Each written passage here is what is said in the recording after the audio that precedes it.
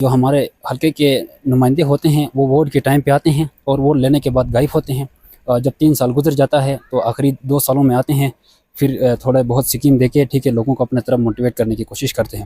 جو بارگو ویلی ہے یہ 4 کوٹ پہ مشتمل ہے۔ اس کی ایک ہسٹوریکل امپورٹنس ہے۔ گلگت کے اندر جو ہے وہ قدیم ترین علاقوں کے اندر اس کا شمار کیا جاتا ہے۔ بارگو ویلی کی خاص بات یہ ہے اس طرح جتنی بھی بنیادی تعلیم کی سہولیات ہیں، صحت کی سہولیات ہیں، ان کو فراہم کرنا یہ حکومت کی ذمہ داری ہے۔ ہمارا جو گاؤں ہے اس میں 4 گاؤں شامل ہے، جس کو ملا کے ہم اس کو 4 کوٹ کہتے ہیں۔ اس میں بارگو بالا ہے، بارگو پائن اور شروٹ ہے، شکوٹ، ہم ان چاروں کو ملا کے 4 کوٹ کہتے ہیں۔ پور کے بعد گلگت میں آبادی بارگو میں ہوئی ہے، کیونکہ یہاں پہ پانی کا جو اویلیبلٹی ہے وہ دستیاب تھی، تو گلگت میں یہ قدیمی گاؤں ہے۔ کے اسٹوڈنٹ یہاں پہ موجود ہیں، ان کے پاس سکلز تو ہے لیکن ہمارے پاس IIT جو نیٹ فیسلٹیز ہے وہ موجود نہیں ہے۔ ایک ہی ٹاور ہے سر، وہاں پہ بھی وہ 2 گھنٹے چلتا ہے، بجلی کی کمی ہے جس کی وجہ سے ہمارے نوجوان اسی سفر کر رہے ہیں۔ سر ہمارے علاقے میں بارو بالا میں سب سے بنیادی جو مسئلہ ہے وہ ایجوکیشن کا ہے۔ بسم اللہ الرحمن الرحیم، السلام علیکم ناظرین، پروگرام لائیو شو کے ساتھ میں ہوں آپ کا میزبان سمر عباس قذافی اور آپ دیکھ رہے ہیں ڈیلی ماؤنٹین۔ ناظرین، ہم اس وقت موجود ہیں گلگت بلتستان کے خوبصورت گاؤں بارگو کے اندر۔ ہم یہاں پہ موجود ہیں جو کہ ڈسٹرکٹ گلگت سے تقریباً 30 سے 40 کلومیٹر کے ڈسٹینس پہ یہ جو ہے وہ علاقہ یہاں پہ واقع ہے، اور اس وقت ریسنٹلی جو شندور روڈ بن رہا ہے وہ بھی اسی اس پہ ہے، اپنا گزر ڈسٹرکٹ کے اندر آتا ہے۔ یہ جو گاؤں ہے یہ بٹوین ڈسٹرکٹ گزر اور گلگت کے مڈ میں آ جاتا ہے۔ تو اوورآل اس گاؤں کے اندر ہم یہاں پہ موجود ہیں، یہاں کے گاؤں کی ایشوز کے اوپر، یہاں کے مسائلز کے اوپر بھی ہم بات کریں گے۔ بنیادی طور پہ ہمارے اس پروگرام کا مقصد یہ ہے کہ ہم جس ویلی کے اندر بھی جاتے ہیں وہاں کے جو لوگ ہیں، وہاں کے پبلک ہے، ان کے ایشوز کیا ہے ان کو ہم ایڈریس کرنے کی کوشش کرتے ہیں، ساتھ ساتھ مسائل کے ساتھ وہاں کے جو ریسورسز ہے ان کا جو ہے وہ دانش مندانہ استعمال کر کے وہاں کی جو کمیونٹی ہے ان کی بہتر سہولیات کی فراہمی کے حوالے سے بھی ہم بات کرتے ہیں۔ اس وقت ہم موجود ہیں بارگو ویلی کے اندر، ہمارے ساتھ یہاں بارگو یوتھ کے کچھ نوٹیبلز، کچھ پریزیڈنٹ بھی ہیں، اس کے علاوہ ان کے ممبرز بھی یہاں پہ شامل ہیں۔ تو ہم بات کریں گے یہاں کے گاؤں کے حوالے سے۔ اپنا سب سے پہلے پریزیڈنٹ صاحب، صدر صاحب، آپ کا بہت شکریہ کہ آپ نے ہمیں ٹائم دیا ڈیلی ماؤنٹین کے لیے۔ ہم آپ سے یہ جاننا چاہیں گے، یقیناً جو ہمارے ویورز ناظرین جو ہمیں دیکھ رہے ہیں وہ بھی اس گاؤں کے حوالے سے جاننا چاہیں گے۔ آپ پہلا تھوڑا اپنے گاؤں کے حوالے سے، یہاں کی پاپولیشن کتنی ہے، کب سے ہے، گاؤں کی کوئی خاص بات اگر آپ کے نالج میں ہے تو آپ اس حوالے سے آپ بات کریں گے۔ بسم اللہ الرحمن الرحیم، آپ کا بھی بہت شکریہ کہ آپ نے ٹائم دیا ہمارے علاقے کے جو مسائل ہے وہ آگے اقتدار تک پہنچانے میں اور لوگوں کو شعور دینے میں کہ یہاں پہ بھی ایک علاقہ ہے۔ بہرحال بارگو بالا کے بارے میں اگر آپ کو بتاتا چلوں تو آپ کو درستگی کرواؤں، تقریباً گلگت سے یہ 30 کلومیٹر کے فاصلے پہ ہے، اور یہ بہت ایک قدیمی گاؤں ہے۔ ہمارے نالج کے مطابق نپور کے بعد گلگت میں آبادی بارگو میں ہوئی ہے، کیونکہ یہاں پہ پانی کا جو اویلیبلٹی ہے وہ دستیاب تھی، تو گلگت میں یہ قدیمی گاؤں ہے۔ اس کے علاوہ ہمارے جو علاقے ہے اس میں بہت سارے مسائل ہیں۔ ان مسائل میں اس سے پہلے بھی اگر میں آپ کو بتا دوں تو ہمارا جو گاؤں ہے اس میں 4 گاؤں شامل ہے، جس کو ملا کے ہم اس کو 4 کوٹ کہتے ہیں۔ اس میں بارگو بالا ہے، بارگو پائن اور شروٹ ہے، شکوٹ، ہم ان چاروں کو ملا کے 4 کوٹ کہتے ہیں۔ تو یہاں پہ تقریباً جو گھرانے ہیں وہ تقریباً 2000 سے اوپر گھرانے ہیں، بہت بڑی آبادی یہاں پہ مشتمل ہے۔ اس کے ساتھ یہ ووٹر کی تعداد بھی یہاں پہ اچھی خاصی تعداد ہے۔ تو ان 4 کوٹ کے اندر بہت سارے مسائل ہیں، جن میں ہمارے پاس سب سے زیادہ انفراسٹرکچر روڈ کے حوالے سے ہمارے لیے مسائل ہیں، تعلیم کے حوالے سے ہمارے پاس بہت سارے مسائل ہیں، اور صحت کے حوالے سے ہمارے ساتھ بہت سارے مسائل ہیں۔ جو بارگو ویلی ہے یہ 4 کوٹ پہ مشتمل ہے، اس کی ایک ہسٹوریکل امپورٹنس ہے۔ گلگت کے اندر جو ہے وہ قدیم ترین علاقوں کے اندر اس کا شمار کیا جاتا ہے۔ بارگو ویلی کی خاص بات یہ ہے، باقی یہاں پہ بھی ہم نے بھی آبزرو کیا، یہاں کا جو پانی ہے بالکل کلیئر کرسٹل جو ہے وہ صاف پانی یہاں پہ ہے۔ اس سے یہاں کی ایگریکلچر کے لیے، یہاں پہ جو ہے وہ فش فارمنگ کے حوالے سے یہاں پہ بہت بڑا پوٹینشل پایا جاتا ہے۔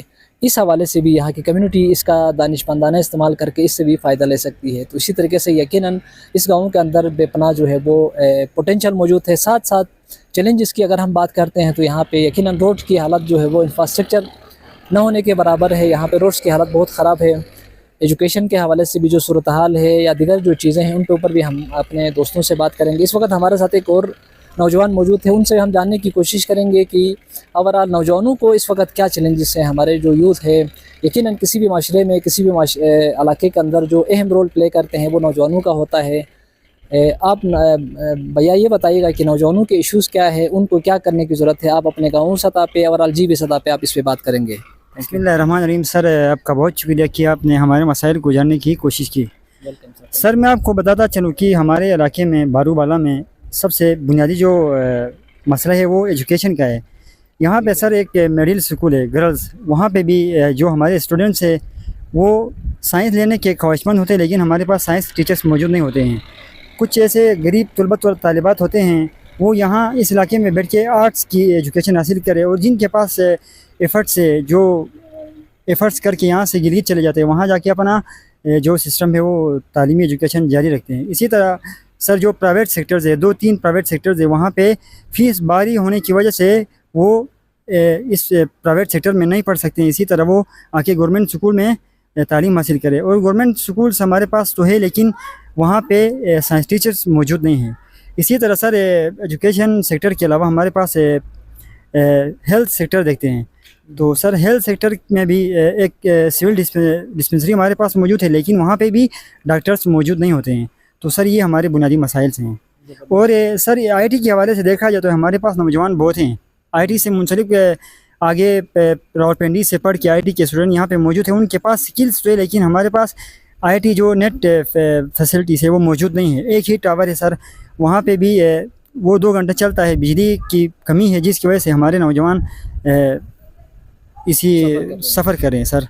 नाजरीन, बिल्कुल हमारे जो भैया ने बात की, यकीनन आज का दौर टेक्नोलॉजी का दौर है, स्किल्स का दौर है। हमारे नौजवान जो है वो आजकल यहाँ पे अनएम्प्लॉयमेंट का भी एक बहुत बड़ा इशू है। गवर्नमेंट जॉब्स जो है वो यकीनन पूरी दुनिया के अंदर तो बहुत ही कम है, लेकिन गिलगित बाल्टिस्तान के अंदर भी 15 से 20% है पॉपुलेशन, तकरीबन 50 से 60 हज़ार जो हमारे एम्प्लॉयज़ हैं। लेकिन फ्यूचर में ये पॉसिबिलिटीज़ मुमकिन नहीं है कि गवर्नमेंट हर बंदे को जॉब दे दे। ऐसी सिचुएशन में चाहिए कि यहाँ पे जो यूथ है उनको एम्पावर करें, उनको स्किलफुल बनाएं ताकि वो अपने पाँव पे खड़ा हो सके। जैसे कि हमारे दोस्त ने बता दिया कि यहाँ पे इंटरनेट कनेक्टिविटी का बहुत बड़ा इशू है, यहाँ पे टावर्स नहीं है।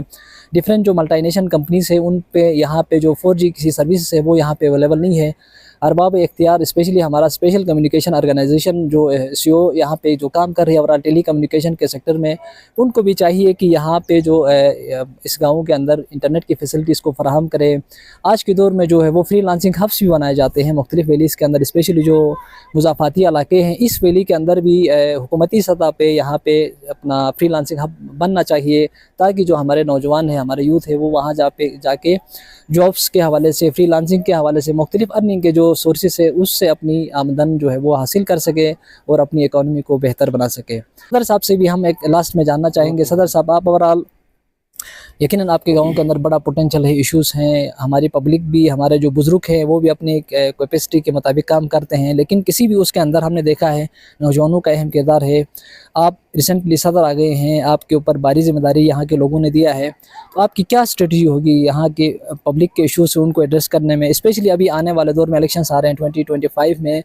उसमें मोस्टली हमने देखा है कि जो हमारे पब्लिक रिप्रेजेंटेटिव्स होते हैं जस्ट इलेक्शंस के दिनों में तो आते हैं वोट लेके, फिर उसके बाद 5 साल तक गायब रहते हैं। ऐसी सिचुएशन में आप किस तरीके से पब्लिक को मोबिलाइज़ करने के लिए, आवाम को, स्पेशली अपने यूथ को लेके आप लोगों को मोटिवेट करेंगे कि आप किस बंदे को वोट दे दे? पब्लिक के इश्यूज़ को एड्रेस करने के लिए आप क्या कहना चाहेंगे? हाँ, असल में आपकी बात सही है। जो हमारे हल्के के नुमाइंदे होते हैं वो वोट के टाइम पे आते हैं और वोट लेने के बाद गायब होते हैं। जब 3 साल गुजर जाता है तो आखिरी 2 सालों में आते हैं, फिर थोड़ा बहुत स्कीम देके ठीक है लोगों को अपने तरफ मोटिवेट करने की कोशिश करते हैं।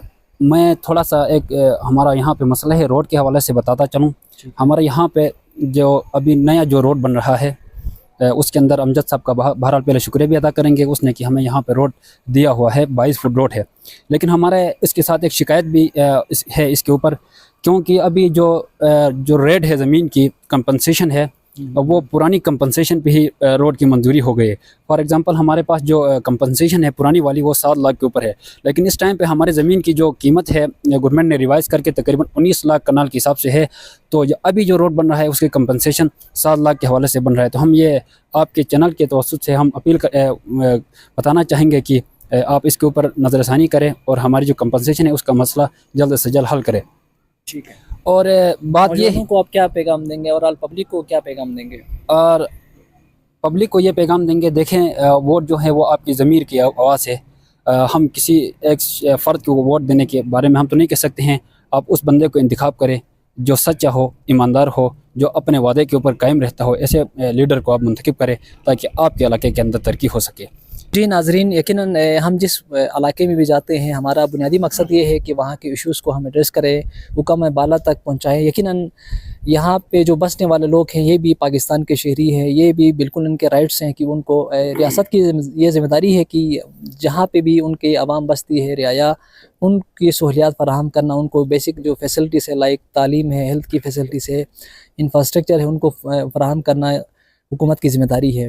यहाँ पे जो नोटेबल्स ने जो इश्यूज़ यहाँ पे एड्रेस किया, एक तो यहाँ पे कंपनसेशन के हवाले से है, रोड्स जो भी बनता है तो डेफिनेटली उसकी मार्केट रेट के मुताबिक जो है वो रेट रिवाइज़ भी हो गई है यहाँ के, उसके मुताबिक लोगों के मुताबिक। तो जो नई रेट रिवाइज़ हुई है उसके मुताबिक यहाँ के लोगों को कंपनसेट किया जाए ताकि यहाँ के आवाम उस फ़ायदे से मुस्तफ़ीद हो सके। इसके अलावा यहाँ पे हमारे दूसरे दोस्त ने बता दिया कि यहाँ पे एजुकेशन के हवाले से फैसिलिटीज़, गर्ल्स का मिडल स्कूल है वहाँ पे जो है वो फैसिलिटीज़ नहीं है। इसी तरह अच्छा boys school, government boys school भी है, यहाँ पे साइंस टीचर्स की भी कमी है। यकीनन ओवरऑल गिलगित बाल्टिस्तान के अंदर ये इशूज़ है, टीचर असातिज़ा की कमी है, फिर उनकी प्रोफेशनल कैपेसिटी बिल्डिंग के हवाले से भी काम करने की ज़रूरत है।